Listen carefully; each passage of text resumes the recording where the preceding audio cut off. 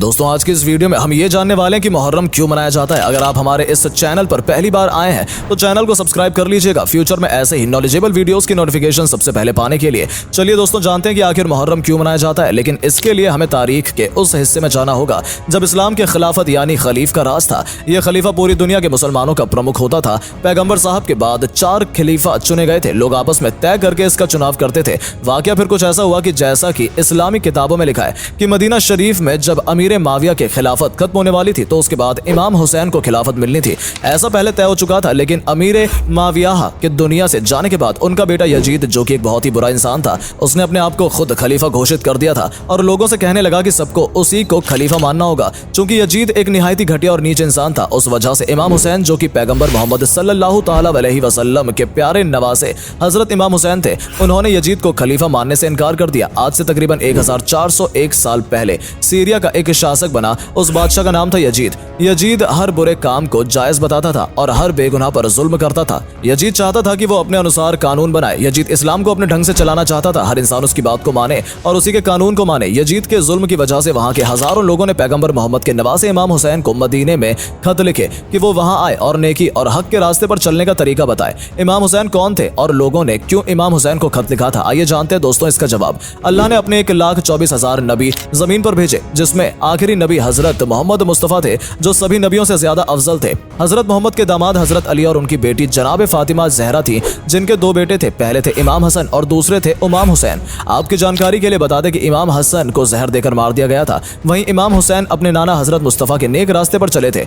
इमाम हुसैन बेसहारा का सहारा देना पसंद करते थे, किसी पर जुल्म न करना, सच का साथ देना, हक को हकदार तक पहुंचाना, इंसानियत को बचाना समेत हमेशा हलाल काम की ही तरफ रहते थे। दोस्तों इमाम हुसैन की शान में जितना बोले उतना कम है। जिस वक्त शाम यानी सीरिया का बादशाह यजीद बना था, उसने अपना हर एक आसपास के शहरों पर अपनी जबरदस्ती हुकूमत करना शुरू कर दी। उसने सभी जगहों पर खत भी भिजवा दिए थे कि सभी लोग यजीद की हर बात माने। इमाम हुसैन को भी उसने कहा था कि उसकी बेयत करें, लेकिन इमाम हुसैन ने उसकी बेयत न की और इमाम हुसैन ने कह दिया कि मुझ जैसा तुझ जैसे की बेयत नहीं करेगा। यजीद का जुल्म दिन ब दिन बढ़ता जा रहा था। तभी इराक में एक जगह कूफा के हजारों लोगों ने इमाम हुसैन को खत लिखा कि आप हमारे यहाँ आइए और अपने नेक रास्ते पर हमें चलाइए। इमाम हुसैन के पास इतने खत आने के बाद इमाम हुसैन ने अपनी एक भाई हजरत मुस्लिम को कूफा भेजा, लेकिन जिन लोगों ने इमाम हुसैन को खत लिखा था वो लोग लालच और यजीद के डर की वजह से हजरत मुस्लिम से दूरी बनाने लगे और एक वक्त ये भी आया कि मुस्लिम के साथ कोई न रहा और उन्हें यजीद के लोगों ने शहीद कर दिया। वहीं इमाम हुसैन अपने साथी, बीवी, बहनों, बच्चों समेत इराक के लिए निकल गए। इस सफर में उनके साथ उनका 6 महीने का बच्चा अली असगर,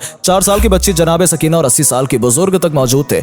मुहर्रम महीने की 2 तारीख थी जब इमाम हुसैन का काफिला करबला नाम की जगह पर पहुंच गया था। करबला इराक में एक जगह है। करबला पहुंचते ही यजीद की फौज ने इमाम हुसैन के काफिले को रोक लिया और उस फौज में इमाम से कहा कि अजीब की आप पैक्ट कर लें। इमाम हुसैन ने यजीद की आप बेयत कर लें, पर इमाम हुसैन ने बेयत करने से साफ मना कर दिया, जिसके बाद इमाम हुसैन के काफिले को घेर लिया जाता है। इसी तरह मुहर्रम महीने की 7 तारीख हो जाती है और यजीद की फौज इमाम हुसैन को आगे नहीं जाने देती, नहर को भी घेर लेती है, जिससे उनका काफिला प्यासा रहे। 7 मुहर्रम से न इमाम हुसैन को और उनके काफिले को पानी पीने को मिलता है और न ही कुछ खाने को। 7 मुहर्रम से लेकर 10 मुहर्रम तक 3 दिन तक इमाम हुसैन और उनका पूरा काफिला भूखा प्यासा रहता है। उनके साथ साथ वो 6 महीने का छोटा बच्चा भी भूख और प्यास से तड़पता रहता है। अब आखिरकार 10 मुहर्रम आती है और यजीद की फौज इमाम हुसैन के काफिले पर हमला कर देती है, जिसमें इमाम हुसैन और उनके सभी साथियों को शहीद कर दिया जाता है और तो और उनके 6 महीने के बच्चे को भी 3 मुंह के तीर से वार करके शहीद कर दिया जाता है। इस्लामिक तारीख का ये वो दिन था जिसको कभी भी भुलाया नहीं जा सकता। यहाँ तक कि जंग के दौरान इमाम हुसैन और उनके साथियों को पानी पीने तक नहीं दिया गया था। जहाँ इमाम हुसैन ने अपना खेमा लगाया था,